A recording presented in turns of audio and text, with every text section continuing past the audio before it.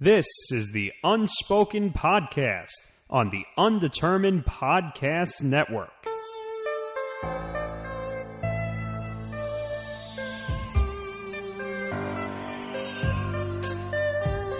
You're listening to the Unspoken Podcast, Cheap Seat Sports Production, part of the Undetermined Podcast Network. It's episode number 37, part 2 of your double dose this week of unspokenness. Because you didn't get enough on one day. Tom Vano along with Nick Federa as always. And we got quite some stuff to talk about. We got on Wednesday, so it may seem like, we're picking at straws, but actually there's still some stuff we got to talk about. There's been some stuff that's happened since Wednesday that's got, thoughts on our minds. A lot of attention. Yeah. And you have something in store at the end, Nick. Apparently it's a hot take on the Jets, and I don't know. I'm being honest with you people. I don't even know what the hell it's going to be. Keep listening. And we'll have to get through some stuff to get to that. So in order to help with the anticipation, let's just get right into it. Let's start a little bit. Well, it is late September, which means hockey is officially, the preseason's officially underway. It's not officially the season's not officially underway yet, but we got some preseason action going on. Oh, yes. The sport of angry Canadians everywhere has finally returned. And I say that with all due affection, because really there is no sport like hockey. It really is a wonderful thing to witness when in action. It is. It's absolutely fun. I am very saddened that it's only like number 4 still in terms of sport, because I wish it would increase. Yeah, well, see, hockey, you seem to have more hockey fandom in colder climates, because what the hell are you going to do during the winter? It's cold as balls. You can't go out. That's fair. But the NHL can have teams in Arizona and Florida. Oh, don't get me started on that. Thanks, Bettman, for taking away all the Canadian teams. Why they don't burn him in effigy in Toronto is beyond me. The NHL regular season for 2017-2018 will start on October the 4th. It is going to be the 101st season of operation. The 100th of play, though. Thanks, Bettman, again. 2004-2005. Huh. Well, you would think that they'd be pimping this a lot harder. It's funny how I haven't heard anything. The first time I ever heard that was it just came out of your mouth a couple of seconds ago. Well, they had the 100th season technically last year because they had the NHL 100 stuff going on, but it was only the 99th season of play. It's so weird. I don't know. But I mean, baseball's not immune to it. The World Series, it's always like 2 years behind because of 04 and 94.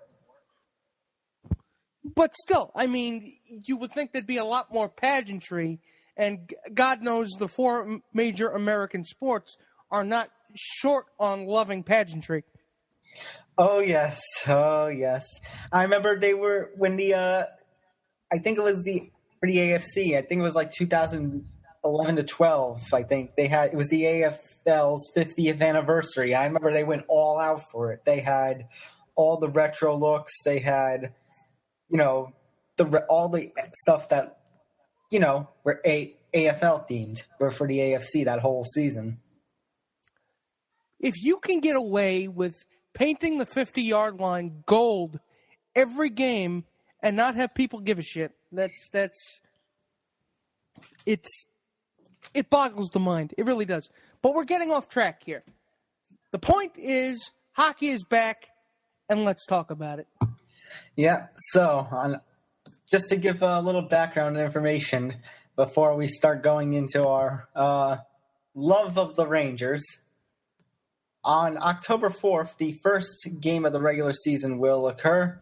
It will be, I believe, the Pittsburgh Penguins in action against... Actually, I'm not even sure what the NHL opening day game is going to be. It's going to be Pittsburgh and... and St. Louis Blues. That's right, St. Louis Blues. That's actually going to be fun because, it's Pittsburgh, I think it was they became the first back-to-back champion since I think it was the late 90s with the Detroit Red Wings. Oh, yeah. Yeah, you're right. Now the Blues aren't as fun to watch anymore since Ken Hitchcock decided to stop being their coach. Really? I still find them enjoyable. Because the man is a human Oompa Loompa. Every time I look at him, I laugh. So you like them for just their coach that looked like an Oompa Loompa and not their play? Yes, of course. Every time they cut away to him on the bench, I can just imagine he rotund, I think, is the best word to describe him. And he looked like he was going to explode. Yes, he looks like he stole the everlasting gobstopper. God, I like the Blues just for their ability to play. But yeah, there's your first game. And we've also got the rise of a new franchise. This is the first expansion team in overall sports, the Big Four of sports, rather, since the Houston Texans. Oh, yeah. Unless you're an MLS fan. I don't know. Unless you're an MLS fan, in which case you've had some expansion teams over the last few years. Yeah. Although, if you're an MLS fan, I mean, why listen to this show? Oh, my God. Nick just shrugged his shoulders as he said, if you're an MLS fan. But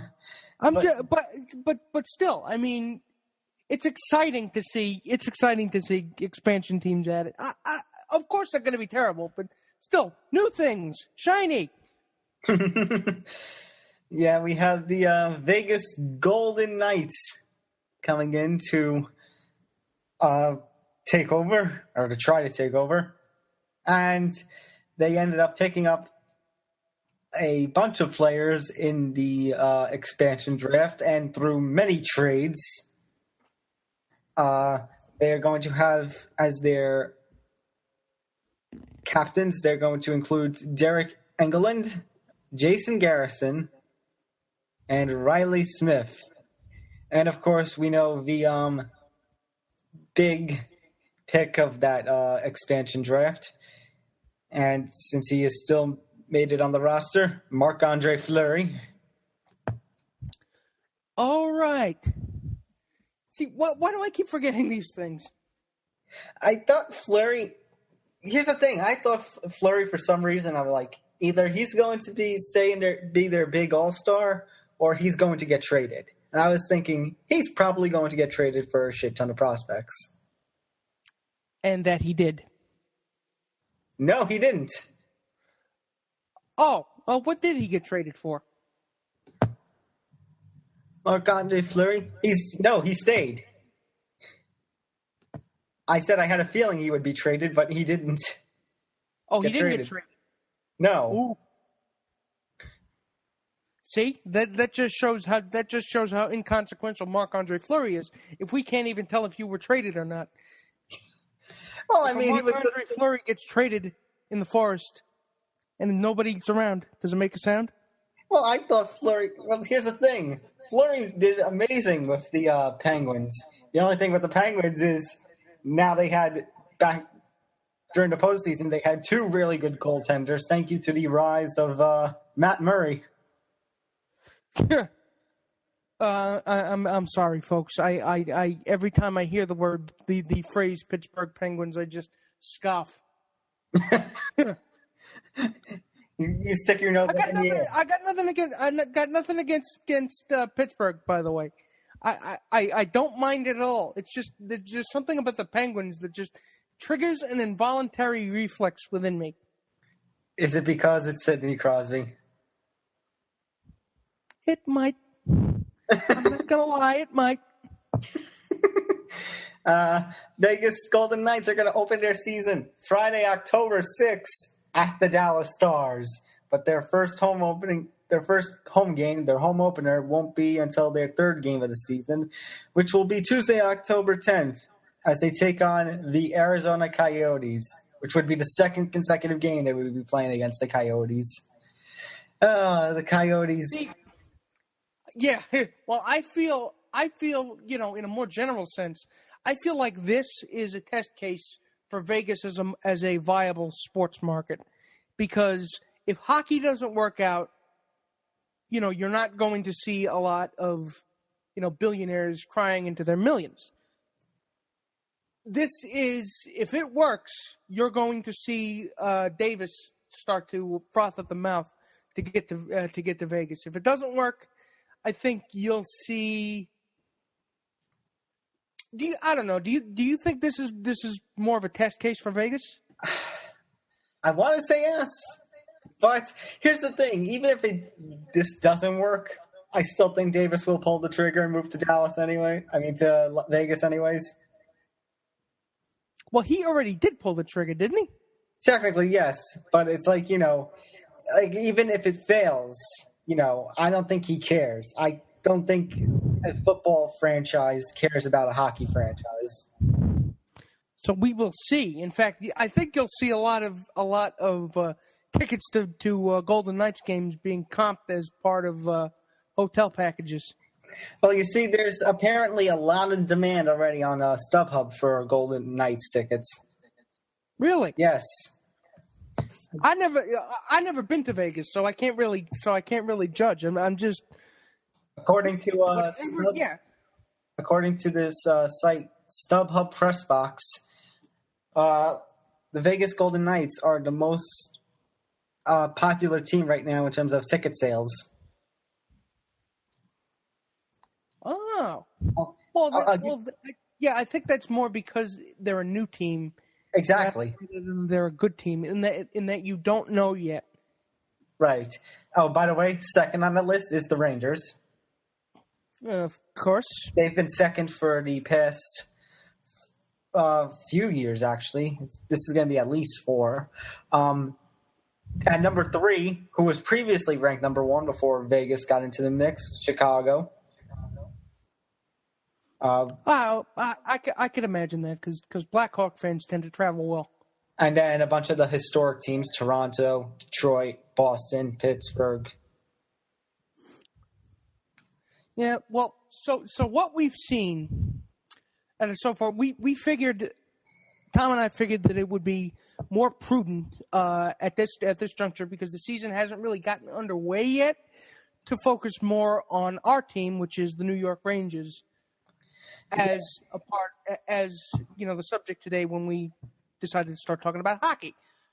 So, with that in mind, the big move that the Rangers made this offseason was signing Kevin Shattenkirk. Now, if you know anything about the Rangers, you know these guys have been lusting after Kevin Shattenkirk. In fact, a lot of fans have been lusting after Kevin Shattenkirk. My brother included, who is he bleeds blue shirt blue. And finally, he is a part of this team. So, does he make this team better? Or is this another Brad Richards kind of deal? Let's take a look at Shattenkirk's last few years. He has actually spent the last 7 years with the Blues. Last season, just reading off some numbers. And then last year he played with the Capitals. Last year he split time with the Blues and Capitals. Regular season, only getting 2 goals and 12 assists with the Caps in 19 games. But with the Blues last year, he had, in 61 games played, 11 goals, 31 assists, for a total of 42 points. And it's weird. With the Rangers, I always feel the most confident in their moves when it comes to, the teams that we root for. And yet it's always something that it's like the Rangers just can't get past. It's like there's always one round in the one round and one opponent in the playoffs. It's like a brick wall. You're suggesting they're cursed? Not trying to suggest they're cursed. They made the Stanley Cup a few years ago, so you can't say they're cursed. I'm suggesting there's just something. There's something going on. It's frustrating as a Rangers fan. I don't know how you feel. Oh, it's definitely frustrating because honestly, I thought that 2014 was going to be it, and honestly, I have never ever seen my brother that happy. And mind you, in our sports fandom, we've seen 4 Yankee championships and two Giants championships. Mm-hmm. And them going to the Stanley Cup was the first time I've ever seen him drop down to his knees and in tears, basically. Mm. Because this team means that much to him. And honestly, it ripped my heart out when they lost to the Kings. It kind of stunk. I mean, it was also stinking because it was like at that point it was becoming a pattern of like Kings, Blackhawks, Kings, Blackhawks. I'm just like, oh no, it's going to be another dynasty era. And now the Pittsburgh Penguins just won 2 in a row. I'm like, please. The reason I liked hockey was because of all the different champions they were having. I'm like, no. Yeah. Plus they got Carl Hagelin, which is an added twist to the knife. It feels like every time the Rangers give up somebody to another team, that team ends up getting the blessing. Hagelin, freaking Ryan Callahan with the Lightning. Fucking Brad Richards with the Blackhawks. Exactly. And the Kings, for that matter. I was going to say somebody is on the Kings that was a Ranger. Oh,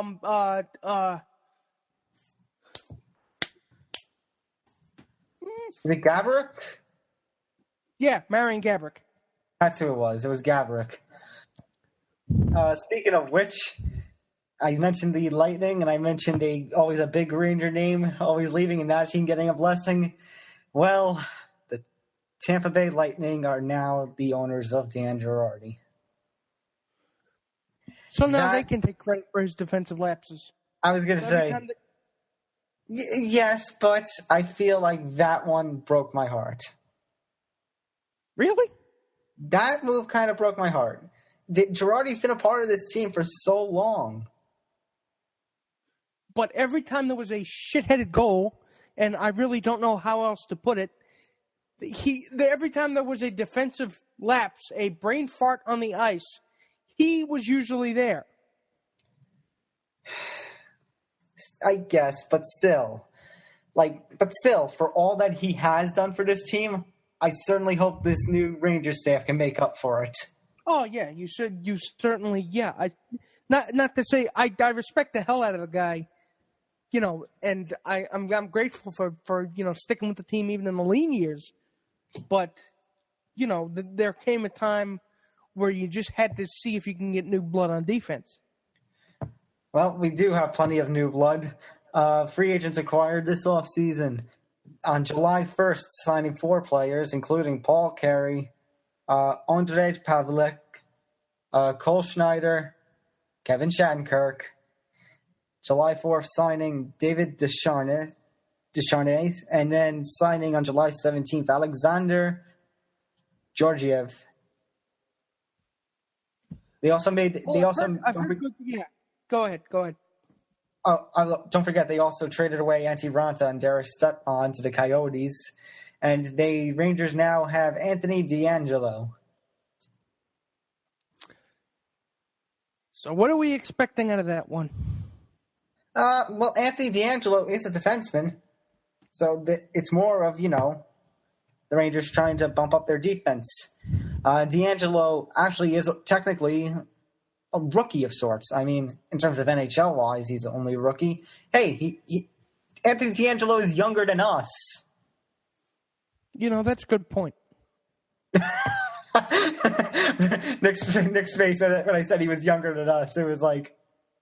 It's like when you think, God, I'm old, that's the face he just had on him. Yeah, it is. I feel like I should be ingesting beta blockers. I don't really know what beta blockers are. I've heard of Betamax. My God, get me onto a hemorrhoid donut and feed me a diet of Maalox. I'm old. But last year in the NHL, he's spent a few years in like some, youth Canadian leagues. There's the Ontario Hockey League. He ended up spending 4 seasons with the Sarnia Sting and 1 with the Merry Greyhounds before going to the AA getting drafted in 2014. He ended up playing in the AHL last season and 2 seasons ago. First for the Syracuse Crunch, then for the Tucson Roadrunners. Now playing, and last year playing with the Arizona Coyotes. In 39 games played, this man scored 5 times, assisted 9, had 37 penalty minutes. People seem to get really, really. How shall I put this? They kind of have a hard-on for penalty minutes, and I never understood why. The guys that can fight. Who cares? Well, that is the thing, apparently, with D'Angelo. He's pretty good defensively, and he is young, but he has racked up quite the penalty minutes.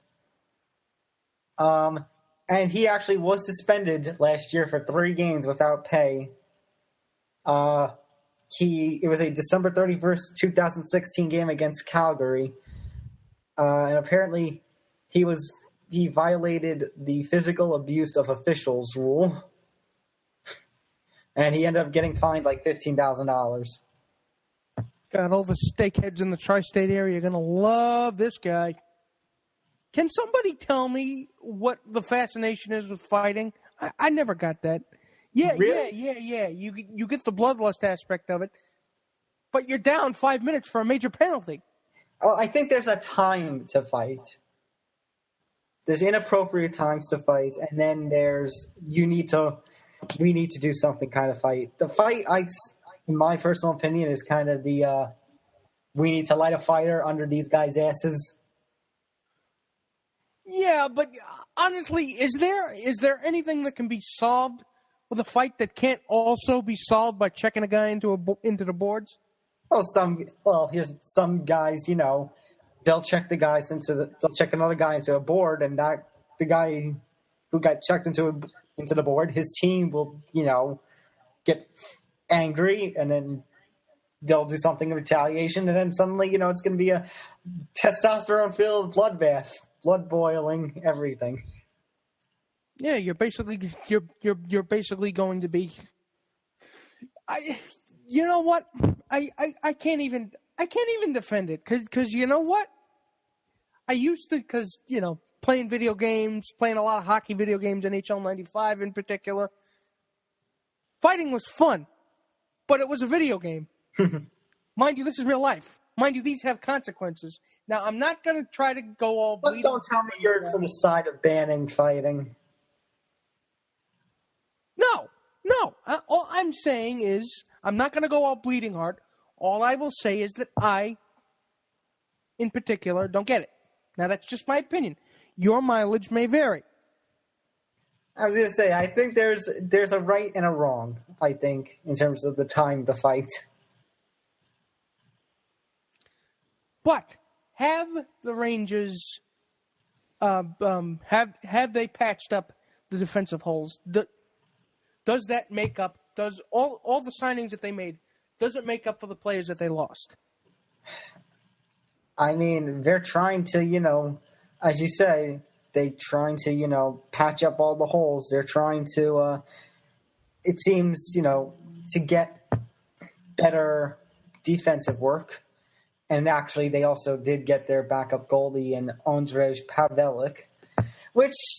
I've heard good things about Pavelec. Yes, I have heard good things about him, but I can't help but still be a little disappointed that Antti Raanta is now gone. Yeah, but... Only because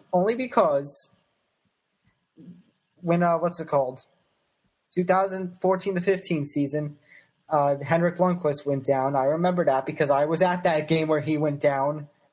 Oh, Jesus.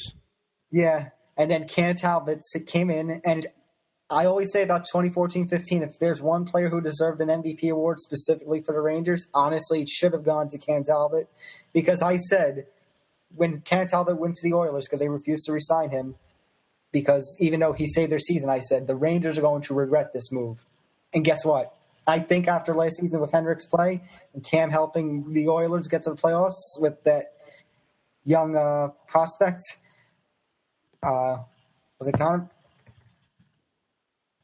McDavid on the Oilers? Yes, it was Connor McDavid. I was going to say, I know there's one on the Oilers. I know there's one young stud on the Maple Leafs. But I said they're going to regret this. And I think there is still a little teeny bit, at the very least, regret in the Rangers' mind that... I don't know, man. I mean, I really think that the Oilers making the playoffs have more to do with Connor McDavid than they do with anything else. Yeah, but I think Cam Talbot showed with that Rangers in that season his potential that he could be a starter. I think he's done great. Hell, yes, but the fact that they were able to replace him with Antti Ranta and pretty much didn't lose a step was really, I think, indicative of you can replace him, which is fair. But I'm saying Cam Talbot still, I think, did fairly well because his first seasons in Edmonton actually weren't his fault that they were sucking, because Oilers have had a major offensive problem, and McDavid, I think, has solved that. Yeah, they were rebuilding, don't forget. Right. But here's the thing. Last year, I actually think Cam did a lot better than Henrik. Henrik, I think we have to start to accept, starting to lose his ways a little. His skills are definitely diminishing, but that comes with age. Yes, but that's the thing. Are they going to be able to deploy him? Are the Rangers going to be able to deploy him wisely? Because it's not necessarily about playing harder; it's about playing smarter. Especially in his, he's 36 now, right? Right. Well, here's the thing. That's why it's like, okay, you got rid of Ronta and got in this new guy, but it's like, okay, but you better hurry up and teach this young guy quick. I don't think Henrik has much time left. Yeah, their window is definitely closing, and honestly, where he goes, the team goes. I know I always like to say one person does not a team make, but really, in the Rangers' case, I feel that that's true, especially in the playoffs. Having a goalie who is a literal brick wall, I mean, literally, you cut him open and bricks fall out. That's the kind of goalie that can get you far into the playoffs, even in some cases win a Stanley Cup. Which is why I say in these cases, all right, you got rid of Talbot and you got rid of Ronta, but Pavelek, you better teach Henrik. Better start to mentor him like right now. You better start giving him his stripes, otherwise, when Henrik leaves, as you said, it's not going to be a fun time to be a Rangers fan. I think he can mentor him. I mean, I'm not saying Pavelek can't. I'm not saying Pavelek can't. I'm just saying teach him now. Don't wait on this. Oh, like I just said, Swedish people are naturally very patronly, so I'm pretty sure he's taking him out to dinner over a nice dinner of fermented fish or some sort or some such. Made by a professional chef in the Swedish Chef from the Muppets. Yeah. But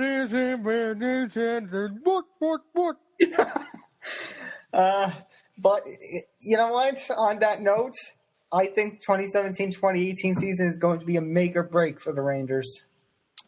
I would agree. I think this is the time where you show us what you got, because you invested a lot of money into this team and a lot of working the trade market, incessantly pretty much since the deadline opened. So now it is time to put up or shut up, to shit or get off the pot. Yeah, because if the Rangers, with all their moves, don't make the playoffs this season or next season, then I think it'll be safe to say the window closed. Yeah, I would have to agree. Although I think I will hold off on making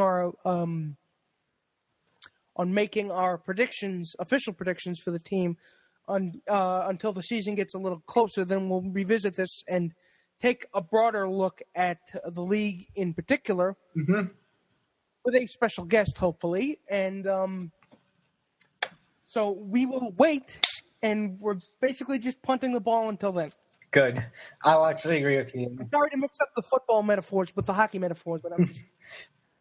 We'll take 2 minutes in the box. We'll shoot the puck into the crowd, and we'll take the delay of the game penalty. Good. You're listening to the Unspoken Podcast, the Chief Seat Sports production part of the Undetermined Podcast Network. As we finished recording episode 36 on Wednesday, after that I went out, and on my phone I received some horrific news in MLB, and that is that a young fan, who we now have found out to be a young girl, was hit by, I think it was like 105 mile per hour fastball in the face. Deflected off of Todd. It's a foul ball, struck off the bat of Todd Frazier. And if any of you have seen the footage, it's horrific. Not the footage of the injury, but it's like from the player's reaction. Like, you see Frazier immediately drop to his knees. You see Holiday with tears in his eyes, actually. That too. But I just received an update not too long ago that the girl who was hit by the foul ball is actually in stable condition at the hospital. Yeah, I heard that. I heard it's going to be a little bit longer for a road of recovery to do so, but they say she'll be able to pull through. It's going to be a process, but initial reaction, I was just horrified, because you never want to see fans hit with anything like that, least of all little girls. I mean, the poor girl and her family. I mean, Jesus. Right, and it's horrific. I mean, I did not hear about. Do you know what any injury specifically she was hit with? Because I just know she was hit with the foul ball, and she went to the hospital, and she had to be basically either carried out or stretchered out. Stretchered out, actually. They brought a stretcher out for her. But I believe, because they didn't show cameras, they didn't show any footage of her getting hit with the ball, because I don't think any cameras were trained on her. Right. No, I didn't. Plus, ethics being what it is, I don't think you really want to see that. No. Although the human curiosity can be kind of dark. Morbid. Yeah.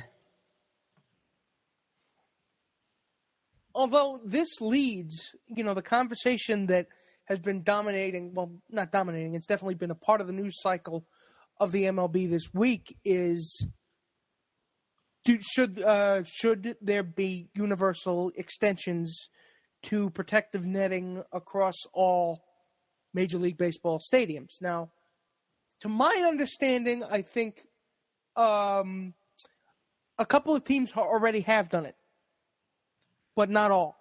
I think you're right. I know the Twins and Yankees both called for immediate action after this little incident. I think there were plans for the Yankees to start doing something like this, but they were held off on. But now, after this incident, it's like, oh, shit, we need to bring this back up again. Oh, yeah, I absolutely. And I can't see, and thank God that the Yankees weren't dragging their feet on this. I mean, you saw the players say, no, we need this. You saw the front office say it. You saw MLB in particular say it, and thank God, because I would hate to have to be the poor miserable bastard who says, no, you can't have protective netting because if people get hit, that's their fault. That is one of the arguments. That is one of the arguments, however, when you go to a ball game, you assume the risk. Which is horse shit, because really you're paying that much money. Shouldn't there be an obligation for you to try to keep your fans as safe as can be? I mean, sitting out in the bleachers is one thing, but being that close and getting hit, I don't think, honestly, they always say if you go down to lower levels, keep watch for foul balls. But honestly, it was a freak thing. But you still want to be able to protect these people, right? Yes. And there is the other argument of, how it's going to limit the ability to catch foul balls or something like that. Like, fuck that. Would you rather catch a foul ball or take one in the face? well, I wouldn't want to take one in the face, that's for sure. Exactly. If it curbs ball hawks like that fucking Zach Hampel guy or whatever the hell his name is. I mean, Jesus Christ! If it's a choice between, okay, I can catch a ball, but then I might get hit by one, or I can not get hit by one and then not catch a ball, which would you take? I think I would take the safest route possible. Exactly. Of course you would, because you're paying a lot of money to see this team, and you do not want to die while watching them. Exactly. That's the little thing. I just gave it to correct. Exactly. Oh, also, but here's the thing that pisses me off. Nick, how old was this young girl that got hit? 10. She was 10? Yeah, I think so. She was 10. Now that's the third response I've heard. That's the third different response I've heard. I've seen 2, I've seen 10, and I've seen 5. Well, they could be going by even numbers. Even though 5 is an odd number. I was going to say 5 is an odd number, Nick. Now you're wrong. Thank you, Mr. Soundboard. I know I'm bad at math. You don't need to rub it in. But still, how is it that we don't know this girl's age still? What is the problem that we've heard 2, 5, and 10? That's amazing to me. Answer is the 2, 5, or 10. Doesn't matter what her age is. She's still underage. She's still a little girl, and the parents want a little privacy. Right. No, there's that. But it's a bigger issue than that. Well, actually, let me have a look at this little article that was posted. It says she apparently is going to be in a lengthy recovery process. They have released a statement. Actually, going back to the netting argument before I get into my little rant of sorts. In May, there was this New York City councilman who introduced a bill that requires stadiums of 5,000 or more seats to install protective netting that extends from home plate to the foul poles on either side of the outfield. So it may not even just be a baseball law; it just might be law. I honestly, I can't see a scenario where that doesn't happen, because honestly, even if you're at the game, I would rather not die. I would rather not die than not catch a foul ball. There is that. There is also, what's it called? Well, it's not going to limit all foul balls. I mean, if you're sitting on the far side of, left field or right field, you can still catch a foul ball. If it goes over the netting, you can still catch a foul ball. If it bounces off the roof and comes back down to earth, then you can catch a foul ball. But it'll curtail the number of line drives directly into the face. That is true.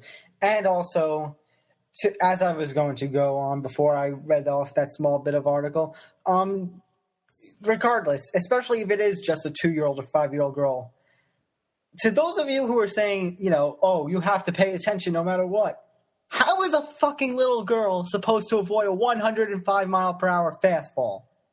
I can't avoid a 105-mile-an-hour fastball.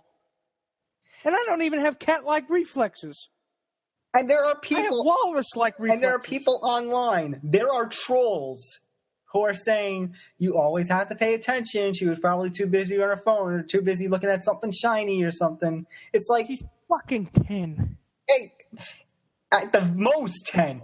I've also seen 5 and 2, especially if she's 5 or 2. Especially if she's fucking 2. If she's 2, she's a fucking toddler. You pieces of fucking shit. Fucking miserable pricks, I swear to God. I swear, some people just want to watch the world burn. Well, I guarantee you, the people that are saying that are pretty much Trolls. I don't know. Maybe they're either assholes or they're over 50 and they can't stand any kind of change to their precious game, even though the game has been changing and evolving since its inception. Hence the fact that we play in a diversified league, the fact that we're not, and the fact that you can't actually hit a runner with the ball as they're running to a base to get them out. Hence the fact that we're playing with black people and Dominican people and people of every single race, creed, and religion. Or these trolls are just, they like to stir shit up for fun. Yeah, I think I'm kind of putting that past them. And honestly, I don't think I should. But the larger question, and one that I did want to bring up. Okay. Does this open up the Yankees to a lawsuit? And do you think they will, the family? I don't think so. I really don't think so. It's like you said, it's a freak thing that happened. Why you think they're going to sue? I don't know. I think they might, and if they do, I think they're well within their rights to do so. Because even with the from a legal standpoint, granted, I'm no lawyer, nor do I pretend to play one on TV, but it seems like there needs to be some kind of reasonable effort to keep your fans safe, and it doesn't. Here's the thing. It's the Yankees. I see if it means avoiding a lawsuit, I can see them helping out with the medical bills or something. Oh, I would pay the medical bills, lock, stock, and barrel. But if it comes to a point like that, or if it comes to a point of, a lawsuit comes, immediately I think this argument ends and we need extended netting. Yeah, well, we should anyway. This is, like I said, it's not a conversation. It's not a debate question. It's not a question of should we. It's a question of when will we. Well, I think and the answer to that question should be soon. I think Manfred might even get involved in this. Which, gird your loins, the middle manager's coming out to play. Well, I think Manfred's been doing a tremendous job so far. I feel like this is an issue. Why? He'll take it seriously, and he will extend, and he will make sure all the stadiums extend it. I hope to God he does. But there's going to be one team that, for some reason has issue.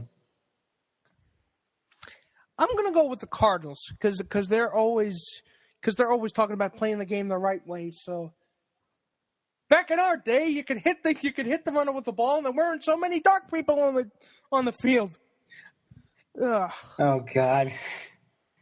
But I'm getting ahead of myself. Yeah. You're listening to the Unspoken Podcast, Cheap Seat Sports production, part of the Undetermined Podcast Network. Nick, let's stay with baseball for a little bit. Let's dive a little bit into the MLB postseason. So let's go into the waiting pool of the MLB postseason because playoff baseball is less than 2 weeks away, and as of right now, the Yankees have a 6-game lead on the first wild card. 6.5. 6.5 against the Twins or the Angels?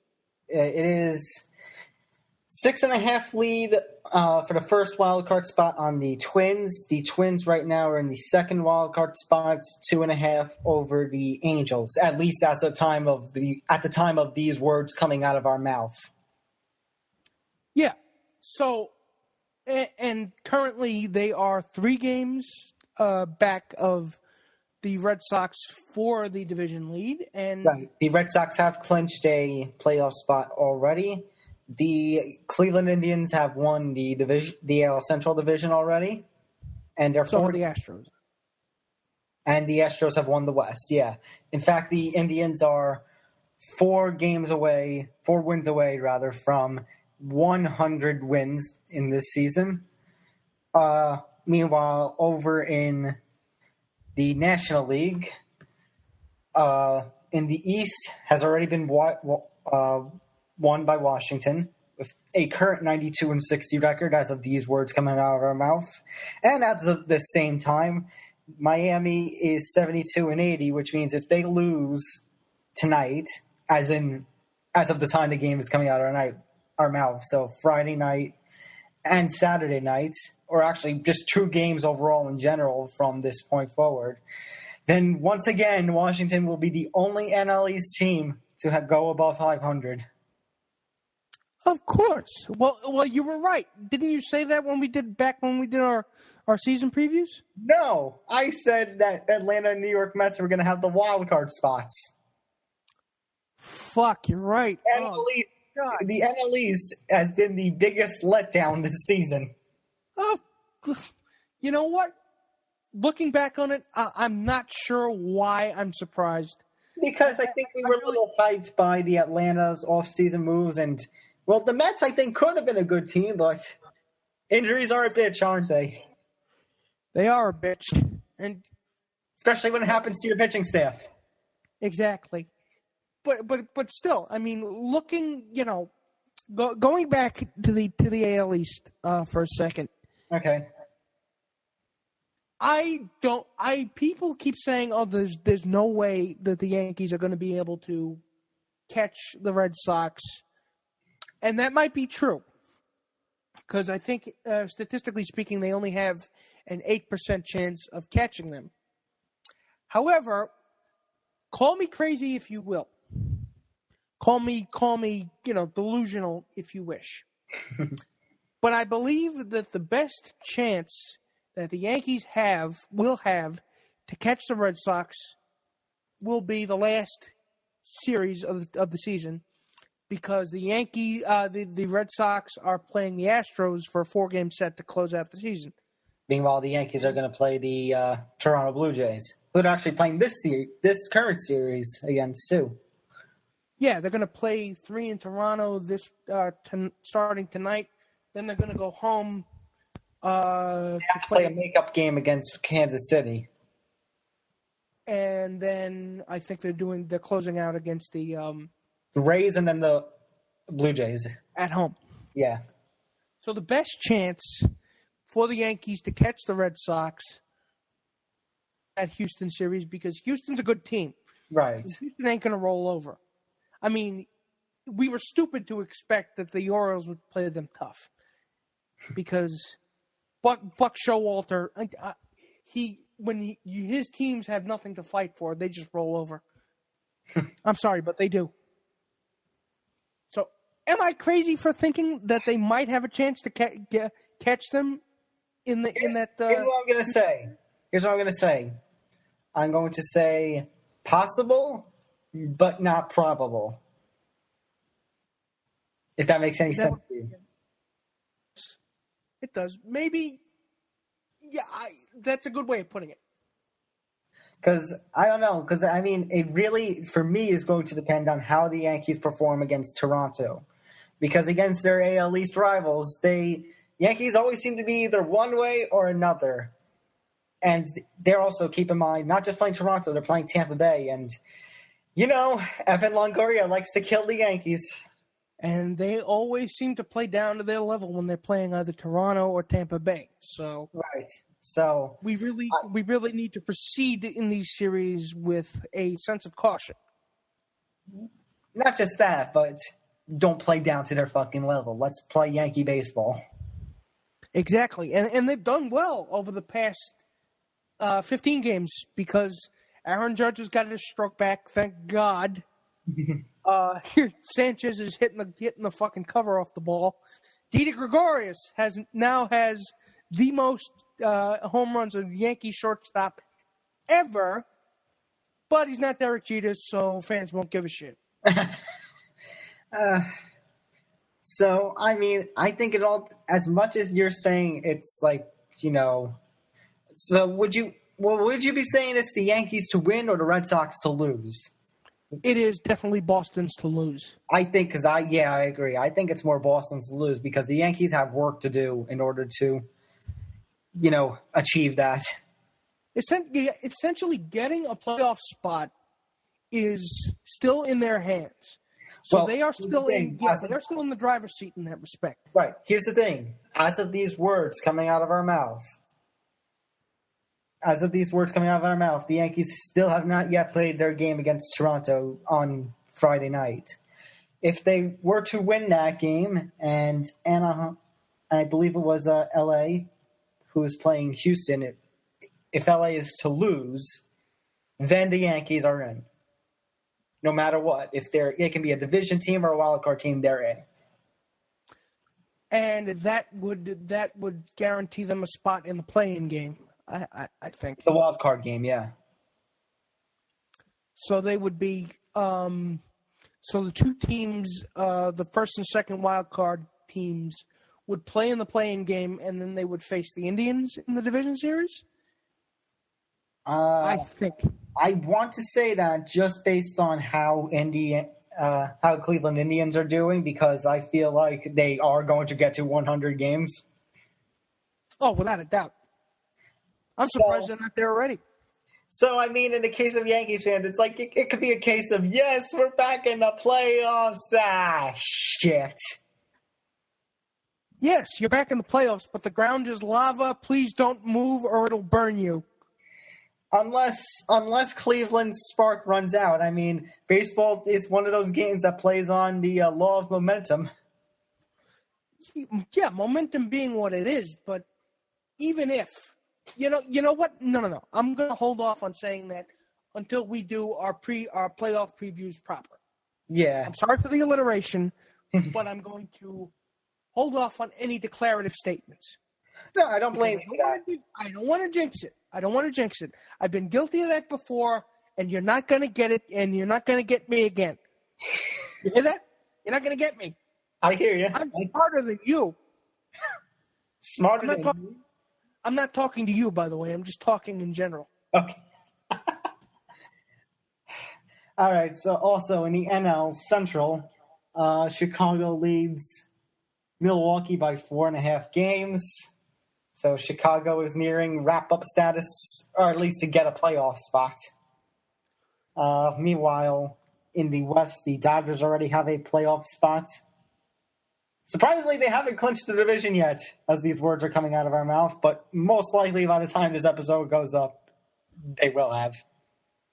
Yeah, probably by then. Wild card races, as we talked about the AL one, actually, the Angels are tied for their standing in the wild card spots.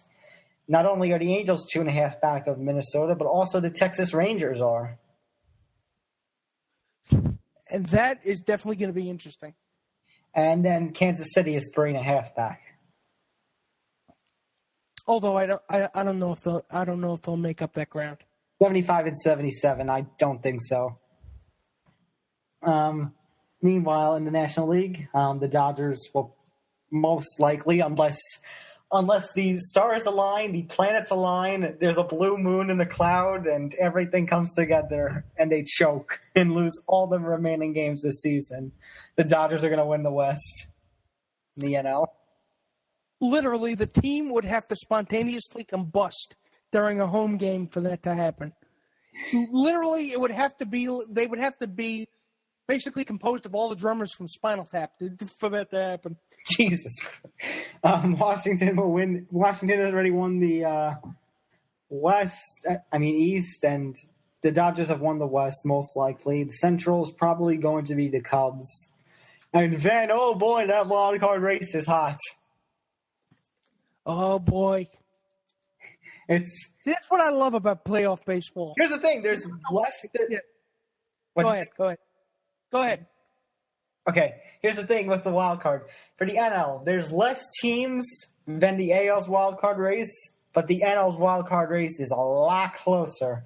It's Arizona leading by six, so most likely Arizona will get 1 and 2. But then for the second spot, you got Colorado.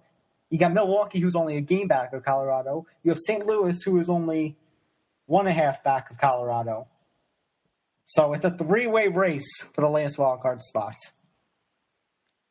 And that's what makes baseball worth watching, especially around this time. Because people always say, oh, baseball's boring. Oh, yeah, In April and May, yeah, it is kind of boring. But you know what? I'll take this as a trade-off. This is going to be fun. This is going to be a fun last week of the season. Because by the time we do our next episode, it'll be the final weekend of the season. So we'll have a more clear picture, although we still might have to deal with any potential one-game playoffs or anything like that.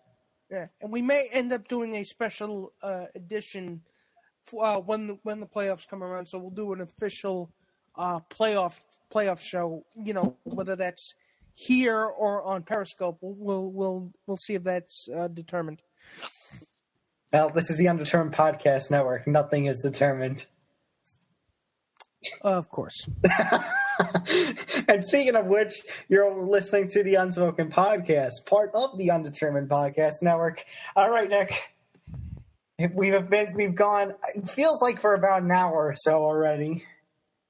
And we've gone through 2 baseball topics and a hockey preview, a very basic hockey preview of our Rangers feelings. Nick, the time has come. What is your hot take on this Jets team? First, I must open. The floor is yours.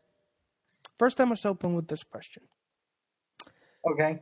When is a duck not a duck? What? When is a duck not a duck? You might think if a duck looks like a duck, walks like a duck, and quacks like a duck, all logic within your brain would say walking in front of me. But no, a duck can walk up to you, look you right in the eye, burning into your soul, and say, "I'm not a duck, I'm a moose." Are you inclined to believe him? Now, the reason why I bring this up, see, context is necessary. Wait, that's an understatement. You need context. You need explanation. You need symbolism. What the hell is this?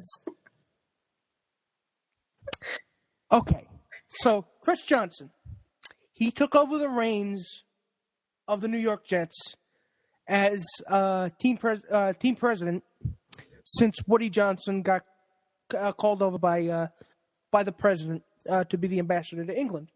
Which, if I was England, I'd watch out. Wembley might actually go up in flames.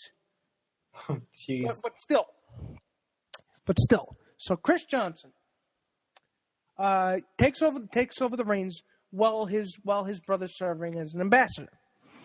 So everything that we've seen and everything that people have predicted about the Jets would say that they are going to be a bad team, right? And the variation... That's also an understatement. Yes, and the variation of that is, are they going to be run-of-the-mill bad? Are they going to be the beige drapes equivalent of bad? Or are they going to be a flaming guitar solo on top of a screaming tiger bad? Are they going to be showmanship bad? Oh my God. Nick, I feel like every time you do something like this, I gotta play music underneath it because it's comical. It's funny. Okay. But to say, when cornered, when I think it was during a media day, either yesterday or the day before yesterday, Chris Johnson actually said, I think a reporter actually used the word tanking in reference to what the team is going to do. Wait, what the reporter said? He actually said, Chris Johnson actually looked that reporter dead in the eye and said, "We are not tanking, you'll see." And Chris Johnson is a lying liar who lies. He is either a liar or delusional, because that comes to if it looks like a duck and quacks like a duck and it walks like a duck, it's a duck. If it is constructed, if you have a roster constructed out of tape and bubble gum, you are tanking. I'm sorry. Don't fill your fans with false hope, okay? Jets fans, I know Jets fans, they'll respect you more if you say, okay, it's a rebuilding year, but stick with us, and I swear to God, we'll get this team back on track. They'll respect you more. Don't treat them like idiots. I don't get it. I don't. Why are you insisting that, we still have a chance? Who is on this team? Josh McCown is on this fucking team. Josh McCown. And if you know anything about Josh McCown and his qualifications to play quarterback, all he needs to do is maintain a bodily temperature of somewhere in the 90s. Well, technically that's the Jets' requirement for him. Yes. But my quarrel is not with the Jets players. Not at all. Nor is it with the fans. It's with Chris Johnson, who is lying to his fans. Bald-faced lying. Absolutely financially motivated. Because it's the biggest con in the world. And then convince you're actually just looking for a stick of gum. Here's the thing, Nick. What year isn't a rebuilding year for the Jets at this point? Which is fair, but this is the first year in which, for all intents and purposes, by the way this roster is constructed, this is a rebuilding year. Because you don't trade Sheldon Richardson unless this is not. You don't get rid of all your veteran players if you're not tanking. Exactly. And you don't have to call it tanking if you don't want. You can call it a gradual rebuilding. That seems nice and anodyne. You can call it, what did they say? You can call it trust the process. Yeah, you can call it a colossal salary reduction. You can call it a, yes, we fucked up. We're trying not to fuck up anymore. But we promise it will be better. That is what the message should be. This is a lean year. But hang on, and it'll be worth it in the end. Because you as Jets fans put your trust in us, and we will do our damnedest not to let you down. Am I really being that unfair here by saying that? I don't think so. I really don't think so. But Nick, I can sum it up. I can sum up your rant musically in just a few seconds. I really can. Why the fuck you lying? Why you always lying? Oh my God. That's exactly. There's going to be a lot of people saying, "Oh, you're a Giants fan." No, I may be a Giants fan, but I know bullshit when I see it, and I feel bad for Jets fans. I honestly do. I do too, and I will interact with what's it called? You say that the team is shit. Well, guess what? If it looks like shit, if it acts like shit, my friend, it's shit. Don't try to pretend that it is chocolate yogurt. For lo, it is shit. Or chocolate ice cream, because apparently that's what that one emoji is supposed to be. The emoji we all use for poop is supposed to be chocolate ice cream, supposedly. You never knew that? Nick's gone silent. He didn't know that. Supposedly that's most people's reaction. Okay, I think you cranked up the volume to this one in about 12. From a scale of 1 to 10, I think we're somewhere in the 15 range. But still. Because I was ranting, but you had to go for the shit joke, didn't you? But they are. This roster is shit. This is probably one of the worst NFL rosters I've seen compiled. And yet they're going to act like they're winners. No, you're not. Because watch. You're going to lose to Jay fucking Cutler and the Dolphins on Sunday. You really think they will? I think they will. Yeah, well, to be honest with you, with the whole,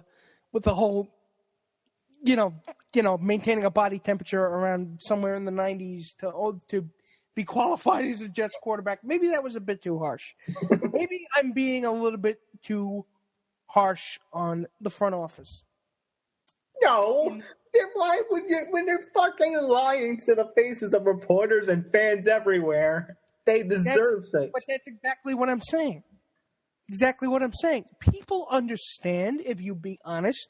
You say, hey, rebuilding is hard, and it takes a while. We can't just be... Even Theo Epstein, who built the Cubs from perpetual cellar dwellers to something that is would absolutely be inconceivable only 5 years ago as World Series champions, but it took time. Right. And if you're honest, people will respect you for that. The Yankees rebuilding has also took some time.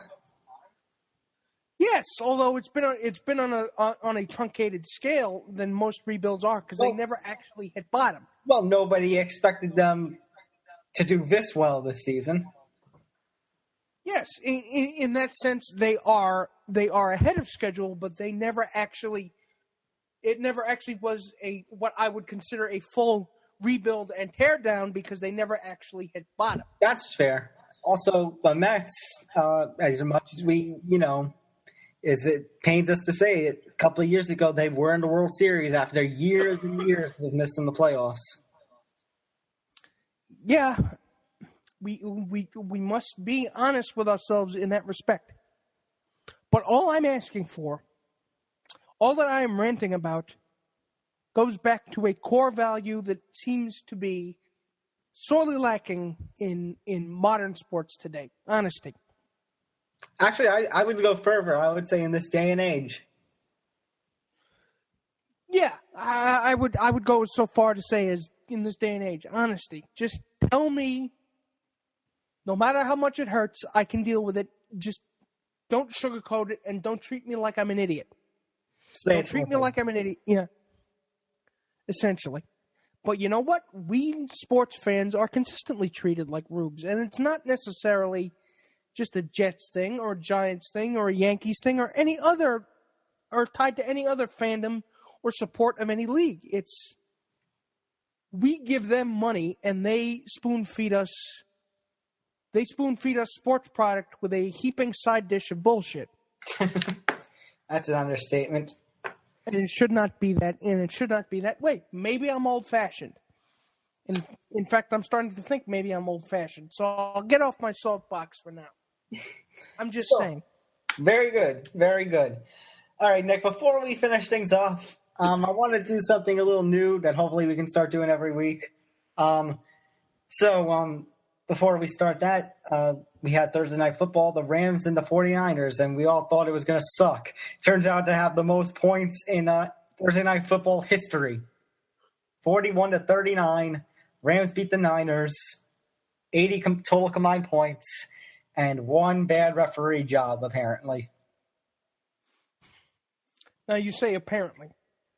Well, I have to be honest and admit that I missed the ending of the game, so I didn't see the ghost offensive penalty. So neither did I. So we are both caught with our pants down.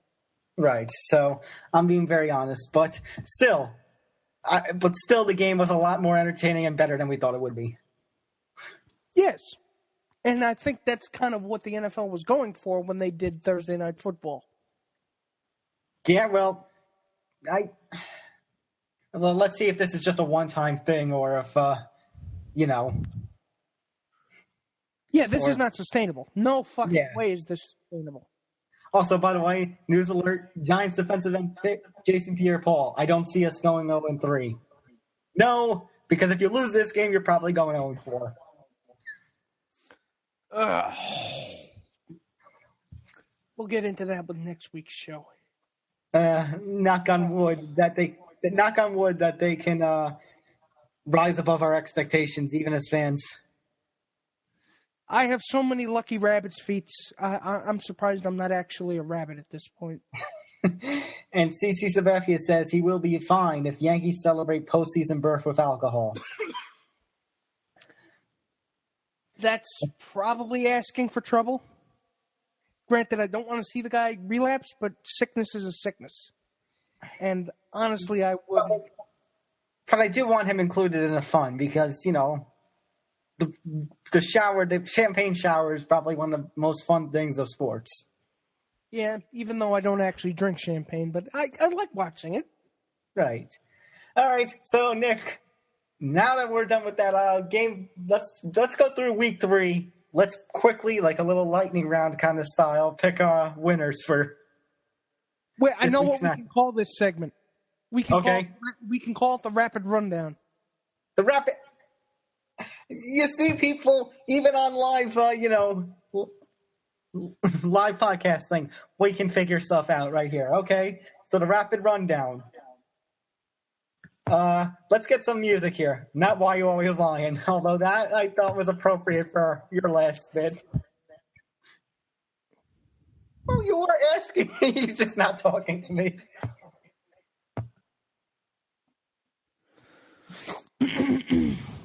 Yeah, play whenever you want.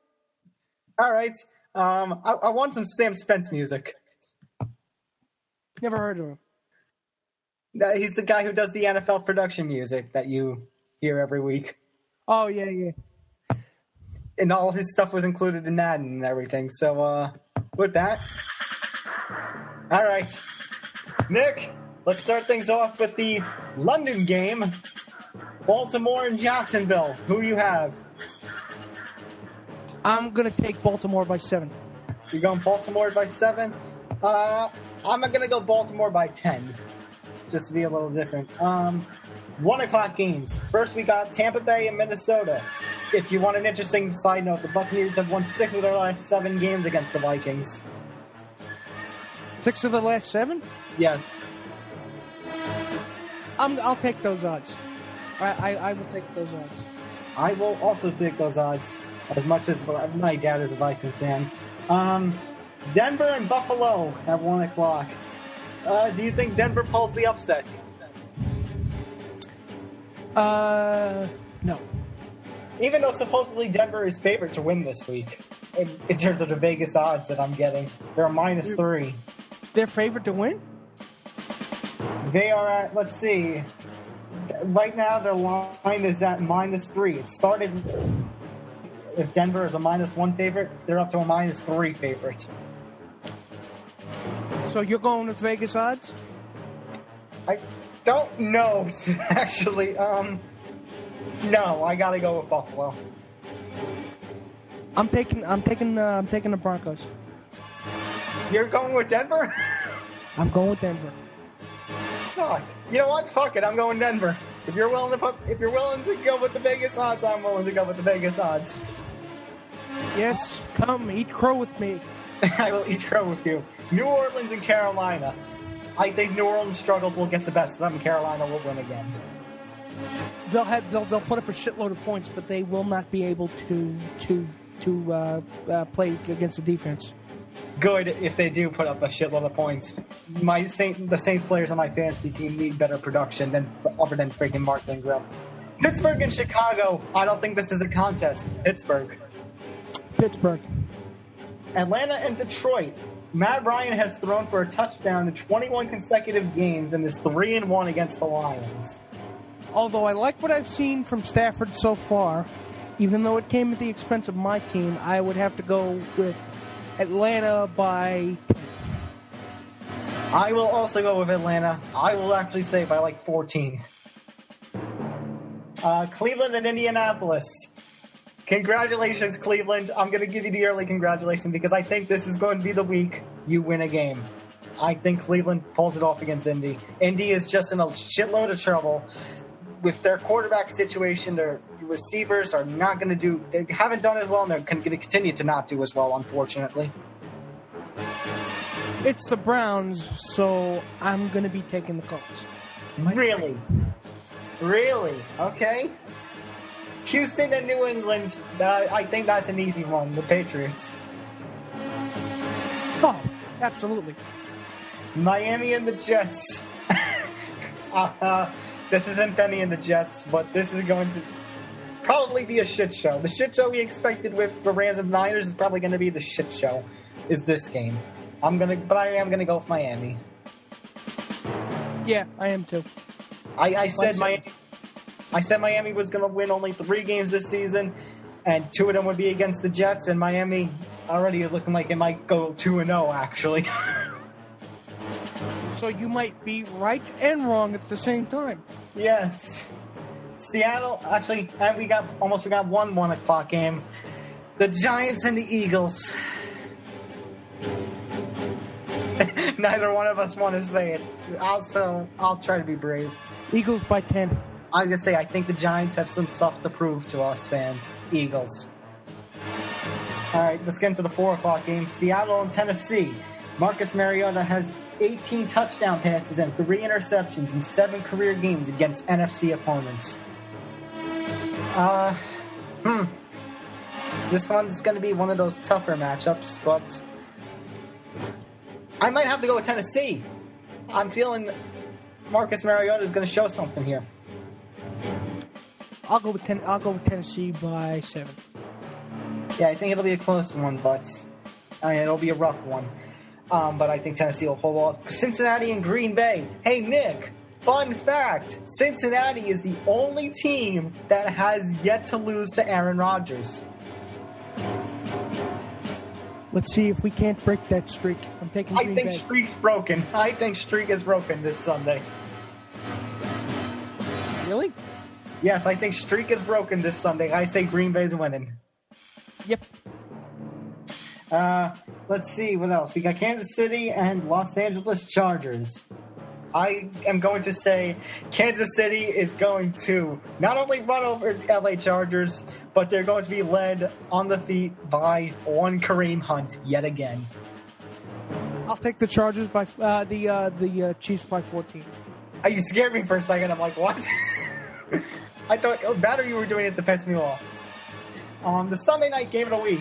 Oakland and Washington. The Raiders are looking to go 3-0 for the first time since 2002, but they've lost their last 2 games to Washington. Kirk Cousins will not be able to get his feet under him this game, so I'm taking the Raiders by 10. I am also going to take the Raiders by 10.